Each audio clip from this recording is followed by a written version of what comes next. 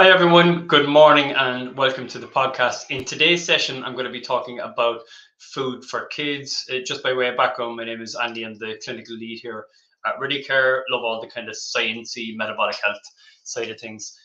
So, what we're going to talk about, it's a really important topic, actually. And the reason I say that is there is a silent epidemic happening at the moment where the vast majority, when I say the vast majority, I'm talking more than 50% of our kids are being exposed to foods that are increasing their blood sugar levels, building up fat in their liver, causing systemic inflammation.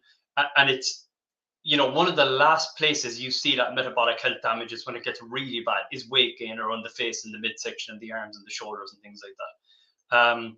Now, some kids are more susceptible to the weight gain side of it than others, but all of them, and I mean every last one of them, are susceptible to high levels of sugar and the downstream effects it can have on their health, particularly in teeing them up for metabolic dysfunction that will manifest as type 2 diabetes, fatty liver, polycystic ovarian syndrome, which is the leading cause of infertility in women of reproductive age. And this has a knock on of effects. I mean, even from the obvious, like, getting picked on and bullied because they're overweight and stuff like that, which it breaks my heart. I have two young kids. I have a 6-year-old daughter, Sophie, and a 7-year-old son, Jamie. And I see kids in their class, like one in every 4 or 5 kids, who are starting to show the weight gain side of things. And that bears out in the literature, actually. 1 in 4 kids is overweight or obese.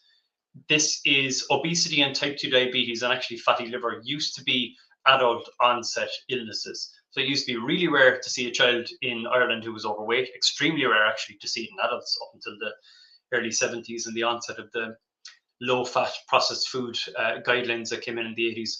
But it's becoming way too common now, way too common and way too obvious as well, that there is this kind of what we call a diabetes syndemic. So diabetes and obesity that we see in adulthood, but actually it begins in childhood. It really does begin in childhood. Now, it's important to understand the pathophysiology of these chronic diseases. So first of all, when I'm talking chronic diseases, I'm talking about type 2 diabetes, high blood pressure, weight around the midsection, which eventually will be overweight and obesity, diabetes, all those sort of illnesses. Fatty liver is the beginnings of it. This is really important to know. When you see fatty liver, you are going to see diabetes. So what happens in the human body, and I'll tell you how this relates to kids in a second, is as you start to become, as your body and your pancreas more specifically starts to become a little bit worn out and a little bit tired and sluggish from dealing with the high levels of blood sugars, that happens because your pancreas has to secrete a hormone called insulin. Insulin lowers your blood sugar levels, and that's important. Your pancreas should do that, and it's doing its job. But if you keep doing it over time, your pancreas gets tired. The levels of insulin just basically go through the roof because your body is producing loads and loads and loads of insulin, and it goes into overdrive. Now, what happens here is that it's almost like an accelerator in a car braking. Instead of the engine revving out, it's like it gets stuck. It goes down and it's just constantly revving. Your body is doing that with insulin. And your body is then in an environment that we call hyperinsulinemic, loads of insulin floating on the body. Insulin causes, not that it's partially responsible for, it causes type 2 diabetes. That's what type 2 diabetes is. High insulin production leading to burnout of the pancreas. So think the accelerator in the car being pressed down by a brick and the engine burning out. Same thing happens, and we call that type 2 diabetes when it happens in the pancreas. It causes high blood pressure because of the action insulin has on what we call endothelial function, so the vascular function, the arterial function, and something else known as arterial compliance. It stiffens up your arteries and tightens them in, and that causes high blood pressure. It causes weight around the midsection, polycystic ovarian syndrome, erectile dysfunction, Alzheimer's, Parkinson's, dementia. Many of the hormone-positive cancers are massively influenced by high insulin levels, and so on. Now, the first thing that happens in this process, and I'll tell you how this relates to kids in a second, is your liver starts to become packed up with fat. So fatty liver is the long silent scream from the body that nobody realizes because you don't really feel anything until it's packed full of fat and it's actually painful. And that might never happen. You're more likely to have a stroke before you feel that pain in your liver from fatty liver. Fatty liver happens, 90% of people with type 2 diabetes have been diagnosed with fatty liver. So basically all of them have a fatty liver. It's a precursor for developing type 2 diabetes and obesity, high blood pressure, and so on. So if you were to look at one sign or one telltale sign that somebody is going to go on to become diabetic, it would be at a young age that they develop a fatty liver. Now, again, this is the silent epidemic because you don't see it. You would have to actually biopsy the liver to see it, but it's there in. So here's the number. In 8-year-olds, they did a biopsies of kids in a school in Germany, and in 8-year-olds, 34% of them had fatty liver. 34, 3-4. 1 in 3 kids had a fatty liver, which means those 1 in 3 kids, unless they drastically change their diet, are definitely going to be diabetic, pre-diabetic and diabetic. Now you might think, well, my kid might be a little bit overweight, but they don't have a fatty liver. You'll never know. But the likelihood is if they carry weight around the midsection, they've got visceral fat storage, which is fat around internal organs, and that's likely in their liver as well. So that's going to predispose them to definitely ending up with type 2 diabetes, obesity, high blood pressure, Alzheimer's, Parkinson's, dementia, cancer, all those sort of things. They're a little bit hit and miss as to whether or not they'll happen, but I mean, you're vastly increasing your chances of those happening if you have fatty liver. So why are our kids who are active and going, playing sports a couple of times a week, and even if they're not active, but why are kids who are more active than they've ever been, that's in the literature, gaining weight, getting fatty liver, becoming pre-diabetic, and many kids now ending up with type 2 diabetes in their early teenage years? Why is that happening? Why have we higher ever rates of erectile dysfunction and polycystic ovarian syndrome? Why do 40% of those who are 40, males who are 40, have erectile dysfunction? 70% of males who are 70 have erectile dysfunction. Why is this happening in the Western world? Why have we got fertility problems? 1 in every 3 30-year-old females is having difficulty conceiving, and it's not age-related per se. It's insulin-related.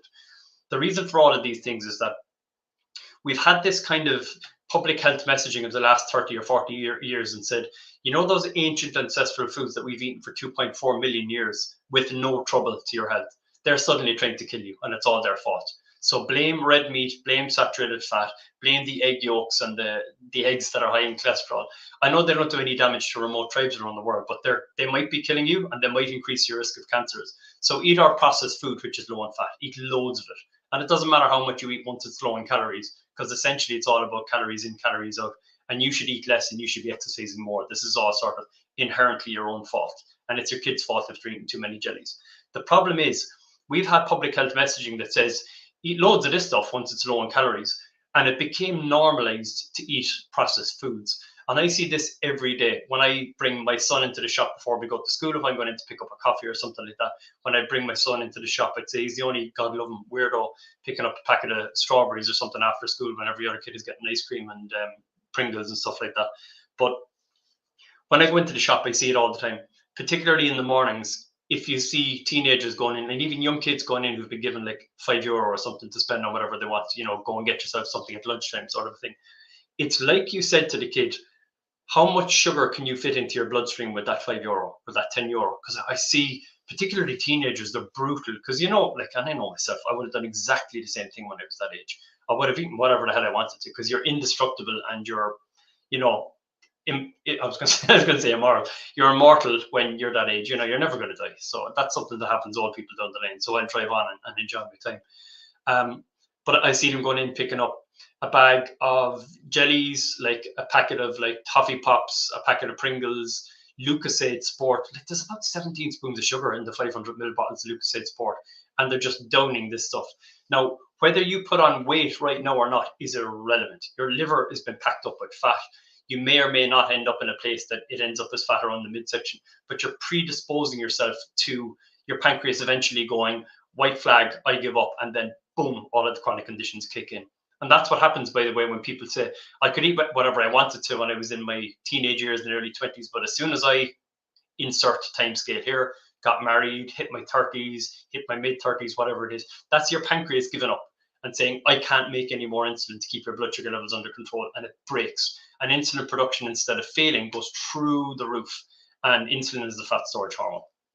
So you end up gaining weight, and I got high blood pressure, and I ended up with high cholesterol, type 2 diabetes, PCOS, fibromyalgia. The list goes on and on. COPD, all these things that are related to insulin production. So we're seeing that in our kids now at the moment, and it is just, it's terrible to see. It really, really is. It's heartbreaking to see, because this is something that is entirely preventable. So let's take a look at a couple of slides here. I just want to share with you at the moment. I'm just checking that my microphone is working. Yeah, seems to be. If anyone's in the comments, actually, you might just send me a quick message and let me know, because my light has gone off on my microphone, but it appears to be working. Okay, let's just share this for a second. Okay, these are the statistics in terms of the childhood obesity figures of about 4 years ago. Actually, they're worse now. So in young children, 1 in 4 are overweight or obese. 60% of teenagers are either overweight or obese. 60%, 60, are either overweight or obese. Not that they're obese. If you're overweight as a teenager, there's around a 70% chance that you're going to end up overweight and then obese as a adult. And then another kind of a scary statistic is that we've normalized kids being overweight. Now, I have a daughter who's 6, and I think there was some public health nurse who said she was very slightly in the overweight. Now, she's not actually. She's good muscle tone, but by BMI, she was slightly in the overweight category. And it's a horrible thing to hear as a parent, and you just want to go, no, you're wrong. You should look at her. She's grand, because you love your kids and you don't ever want to think of them that way. But this is a scary kind of a statistic. Of parents whose kids were clinically overweight, so by BMI they were overweight, 60% of them think their kids are at a normal weight. They've normalized it. They think it's normal looking. And 21% of kids who are clinically obese think their kids are at a normal weight. So it's something that we're not great at recognizing, actually. And the reason for this is that we've normalized this newer kind of a body shape. You know, we look at people and we think, if you look at a really good way of putting this in perspective in terms of can you recognize somebody being overweight or underweight is just Google picture of people on a beach in the 60s, and you will look at them, and by today's standards we'll go, Jesus, they could do it having a burger, they could do it a cheeseburger, because what you'll see is that the ribs starting to show a little bit skinny, kind of forearms, muscle tone being quite obvious, and you think they look malnourished, but actually we're overfed, we're undernourished, we're malnourished and overfed in terms of calories. Empty, kind of useless calories that do nothing but cause chronic disease. Okay. This is just interesting to note here, because this is showing how we feed our kids. And let me just put this into full screen here for a second. All right.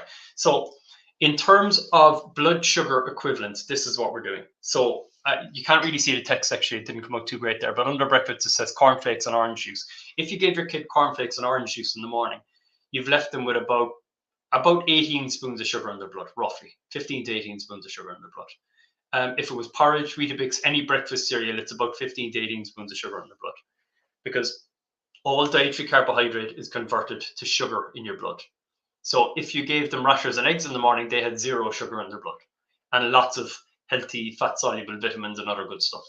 Now, at the small break, if they had a banana, and this is just being conservative, this is like what somebody would consider a healthy day's eating for a child. A banana is about 4 or 5 spoons of sugar in your blood. A chicken sandwich or a wrap, you're talking about 12 spoons of sugar again, because all carbs convert to sugar in your blood. Dinner, if you had the usual spaghetti bolognese with a load of pasta and, you know, the mince and all that sort of stuff and the cheese. Ironically, the mince and the cheese, the stuff that we thought was bad for us, is the best part of it. The spaghetti, you're talking about, I don't know, 15, 18 spoons of sugar equivalent in your blood. And a small snack then, you know, if you had something like a petit filou and some dilute orange or something, another 4 or 5 spoons of sugar.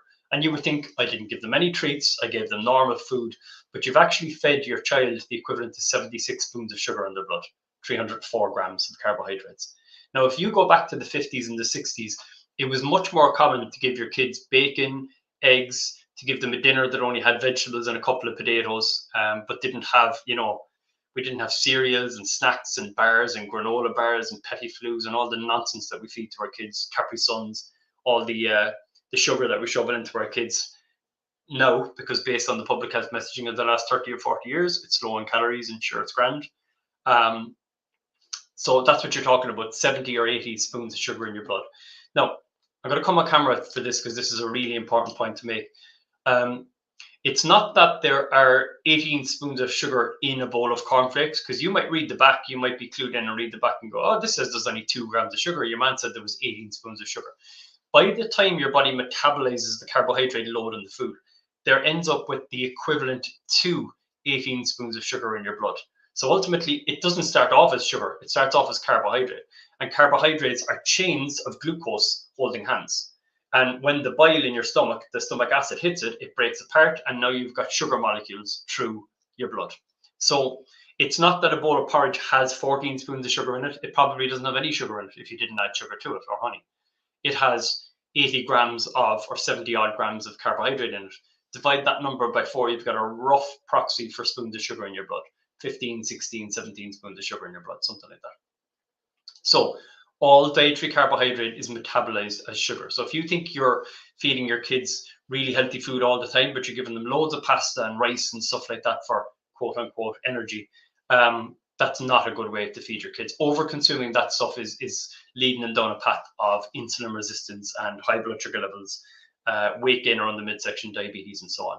So what's a good way to look at this is you don't have to change every meal. And I'll give you some practical examples in a second. But with my kids now, for example, it's not unusual for us to have cauliflower rice with the curry. So instead of giving them loads of rice, we just have cauliflower rice, or we'll have no rice with it. And the kids don't know any different because they've eaten that way since they were kids. We will give them bacon and eggs in the morning, or eggs and avocado, smoked salmon and eggs, smoked salmon and avocado, that sort of stuff. And that can be expensive as well. So we normally just go for eggs, to be honest with you. It's not unusual for us to boil up 10 eggs and just have a couple of eggs each for breakfast in the morning. And if we're having stir fries, we don't do rice or pasta with it. We'll do, or noodles, we'll do just mixed veg and some soy sauce or whatever the sauce is. I don't pay too much attention to sauces, actually. They can be high in sugar, but not to the point that you should be worried about it. So we'll do like a stir fry with, chicken or prawns or something like that. I say we, and my wife will do it usually. I'll do it occasionally as well. And it's not uncommon for us to have like some steak or chicken or pork or duck or something like that, and just have vegetables with it, but not have potatoes. So that's how we keep it. We keep it kind of simple. Now, where it becomes a problem is when you're packing lunch boxes, because that's really difficult. The reason I say it's really difficult is it's been normalized to have granola bars and high sugar yogurts and little chocolate bars and little toffee crisps and all that sort of stuff. It's been normalized to have that sort of stuff in our kids' lunch boxes. Sandwiches, wraps, they're handy. I mean, they really are. They're so handy. Just chuck a sandwich together, throw it into the lunchbox, and you're good to go. Let me just have a look here now. Yeah, so this is how I feed my kids, and how I'd love to see parents feed their kids as well. If you want to have good blood sugar control, good attention, good concentration, focus, short-term, long-term memory potentiation, is homemade granola bars, which is, we have a recipe for that if anyone is interested, from our resource pack. So it's just loads. You can find that online. Just look up low carb or keto granola bars, or low carb or keto granola. I give them berry smoothies. I will give them scrambled eggs, bacon and eggs, chia puddings, stuff like that. And the other thing we feed our kids in lunch boxes, and we've actually got comments about this, and I don't care, but we'll get somebody who'll say, like, is that healthy sort of stuff? But I'll often put into my son's lunchbox a few slices of ham. I give him kind of like salami type stuff that we used to believe might be bad for you because the processed element of the meats and the sodium nitrate, and we know that that's kind of nonsense. So I give him the kind of pepperoni type sticks. I'll give him a couple of those. I chop up an apple and throw it in there, and I give him some cheese or something like that. But he has no bread, no grains, no sandwiches, no wraps, none of that sort of stuff. And it looks unusual, but will stand to him in terms of his nutrition going forward.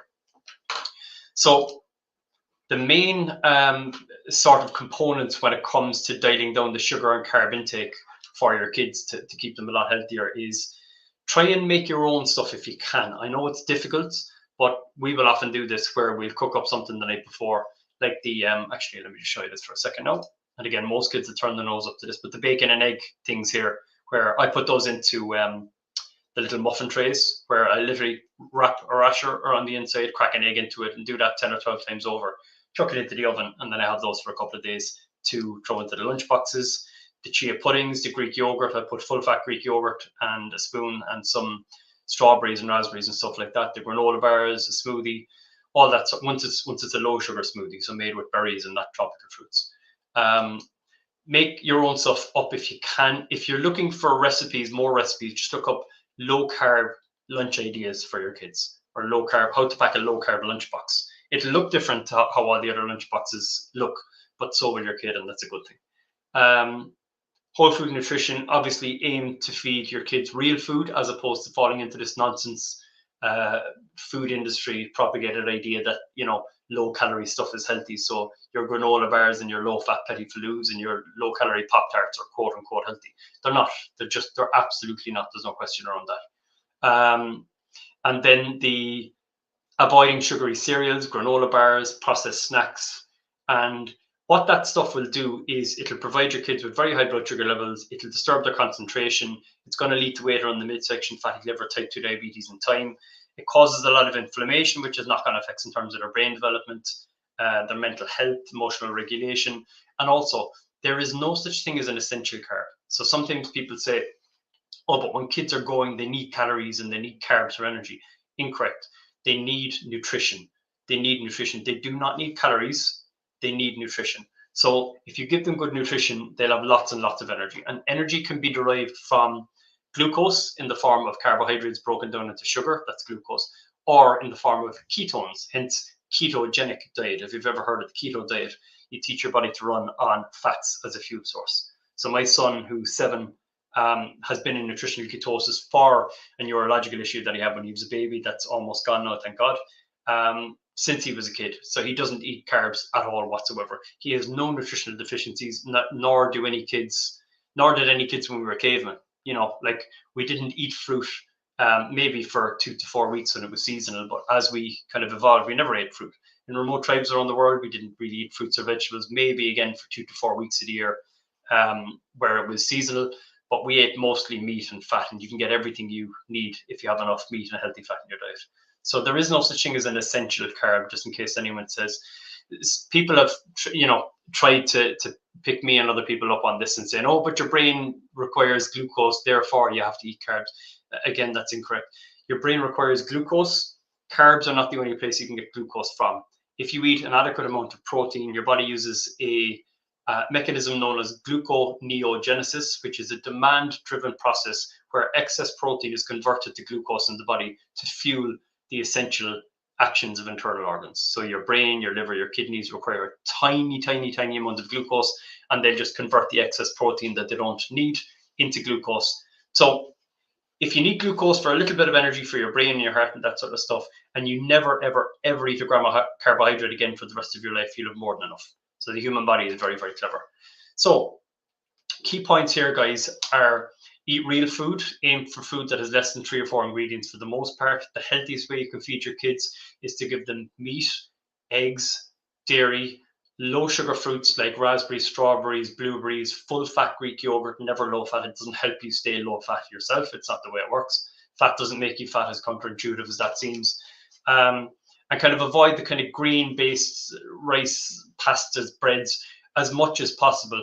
But every incremental step you take in terms of dialing down sugar and carbohydrate in your child's diet will have a knock-on effect of an incremental benefit in terms of their metabolic health and disease prevention, overall health. So it's not that they can never eat a sandwich again, or they should never eat bread or never eat rice and pasta again. But if you swap out the meal that you used to have, which was spaghetti bolognese with loads of spaghetti, and now you have a stir fry which has vegetables in it, and the veg you put in the stir fry is little or no carbohydrate in it anyway, the kind of green veg and broccoli, cauliflower type stuff. Oriental mixed veg packs have almost no carbs in them anyway. That's going to be a big improvement. That's going to be a 30% improvement. That's significant. And then at the weekends, if you say, look, guys, we're going to throw on some bacon and eggs in the morning instead of having, whatever it is, toast and marmalade or cereal, that's going to have an incremental effect as well. So just put as many of those things into place as you can. It's going to have a big, big effect on your blood sugar levels and your family's blood sugar levels, and help to regulate weight, emotional regulation, concentration, short long-term potentiation, systemic inflammation. Everything is going to get better. It's not an all or nothing thing. Your health and your blood sugar levels exist on a spectrum, so it should make a huge difference. Okay, I've rambled on for long enough, guys. Thank you so much for joining me. I hope you got something useful out of that. If anyone wants any more information, just send me an email. My email is andrew.shepherd, SHEPPARD, @control D for Delta, T for Tommy, X for X-ray.com. Andrew Shepherd, SHEPPARD, controldtx.com. Guys, have a lovely day. I'll let you back to your jobs, and I will see you all soon. Have a good one, and see you soon. Bye-bye.